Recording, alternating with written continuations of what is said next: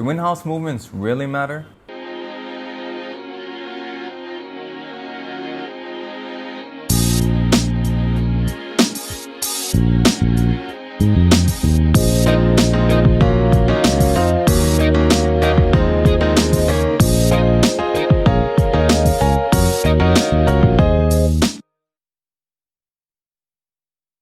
Hi everyone and welcome to Shaluso. And yes, today we're going to be looking at in-house movements and seeing whether they really matter.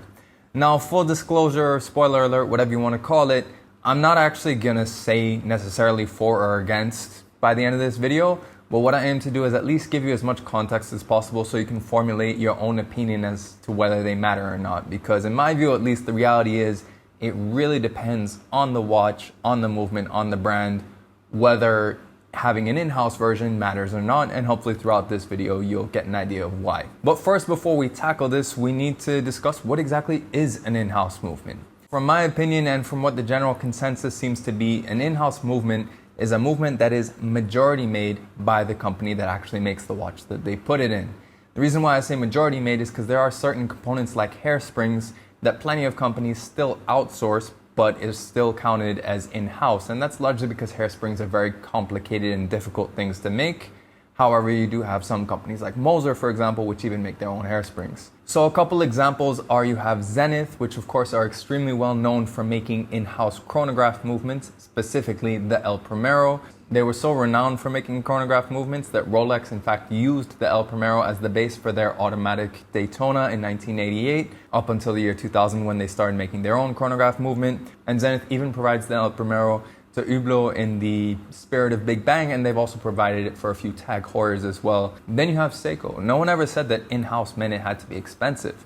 Seiko even goes to the extent of growing their own quartz crystals for their quartz and for their spring drive movements.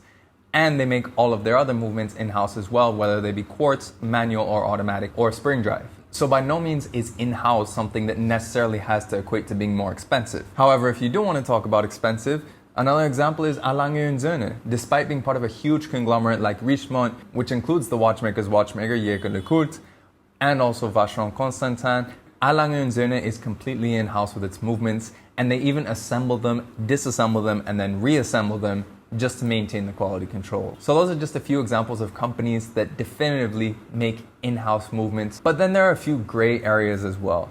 One such gray area is Omega. Omega is part of the Swatch Group, and all of its movements currently are in-house in the sense that they have designed them themselves. However, ETA is actually the one that's manufacturing them.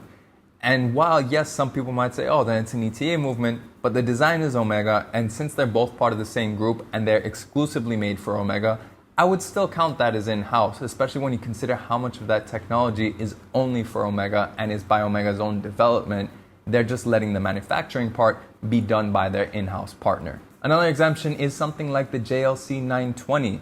This was a JLC design originally. However, to this day, it's still used by watches like the Audemars Piguet Perpetual Calendar Royal Oak as a base. So what they did is they used an external design, but Audemars Piguet is the one manufacturing them now. And they've also made their own modifications to that movement to essentially make it their own. Those two examples, in my view, both still sort of count as in-house, purely because in the one case, it's Omega using its own design and just being manufactured by a company within the same corporate group, and it's exclusive to them.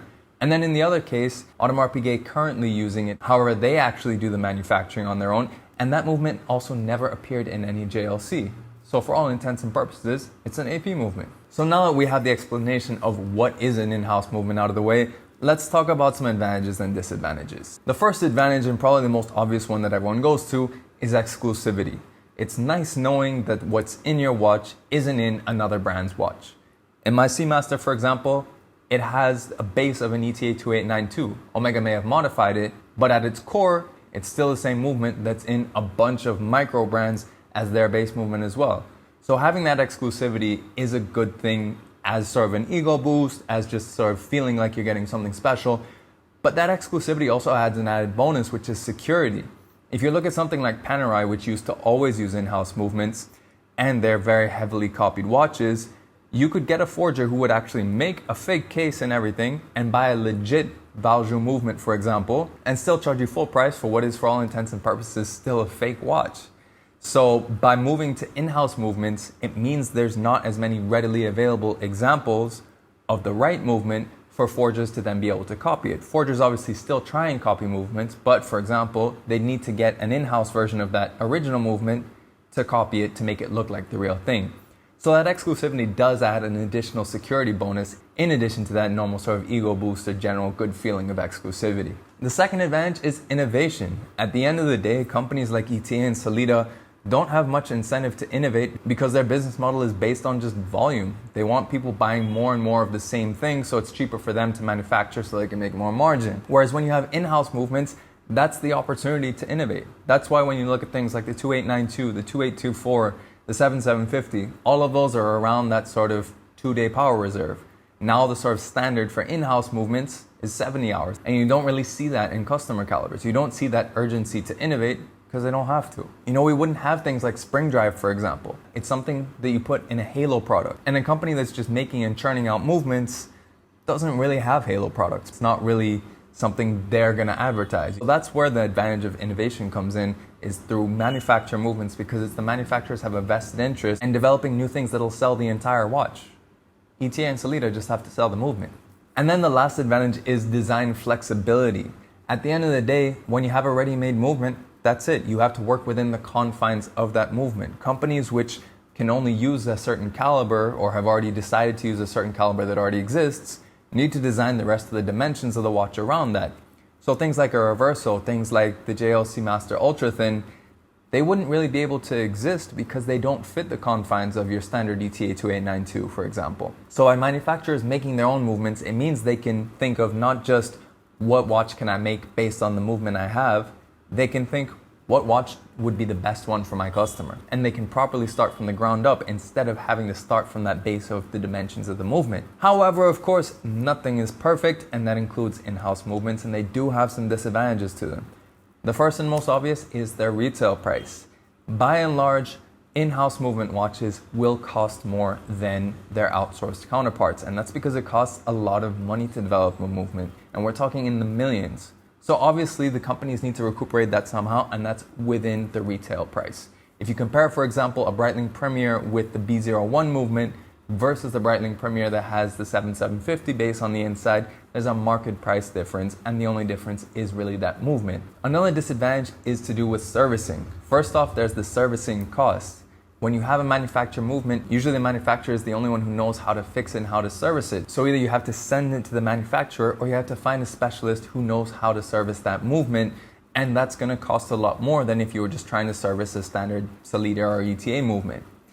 In addition to that, there's also the difficulty of finding someone who actually knows how to use that movement, whereas pretty much any watchmaker knows how to service an ETA 2892, 2824, or a 7750. That's sort of watchmaking 101 for them.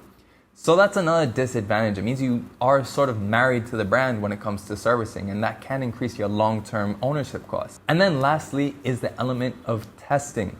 At the end of the day, things like the 7750 and a lot of the popular ETA movements, they've been around for over 30 years. Every problem that can happen has already happened and been discovered. Watchmakers know exactly what to look for, they know exactly what can go wrong, and they know how to fix it easily. When it comes to in-house movements, especially because this is largely a new trend, it means that there is that little bit of testing period when movements are released. And the guinea pigs for that are us, the consumers. The Breitling B01 at its beginning went through quite a lot of problems. Now it's one of the most reliable movements out there, but the public still had to be part of that teething period, and that can be a disadvantage. Just take a look at the Tudor GMT movement.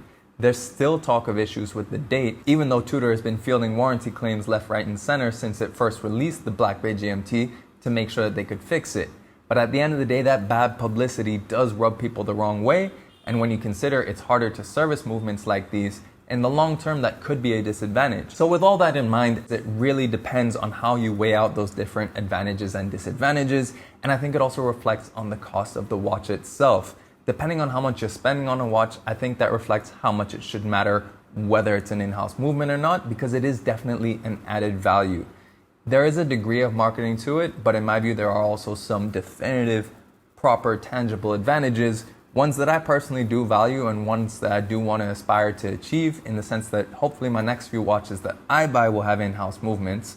However, that doesn't mean that every watch needs one. I think there are certain watches where it's perfectly fine that they're outsourced movements and it's exactly what you'd expect. So a lot of it comes down to your own judgment. But let me know in the comments below, what do you think about in-house movements? Do you think they're worth it? Would you pay extra for one in a case like, for example, with that Breitling where you can have two of this almost the same watch just with different movements inside? Would you pay the markup for the in-house or would you get the third-party movement? I'd love to know your impressions in the comments below. And if you like this video, make sure you like it and share it. And if you want to see more pictures of watches, make sure you follow me on Instagram @shaluso. And of course, if you want to keep seeing more videos of watches, make sure you subscribe to the channel and hit that bell icon so you can get notifications of when my next video comes up.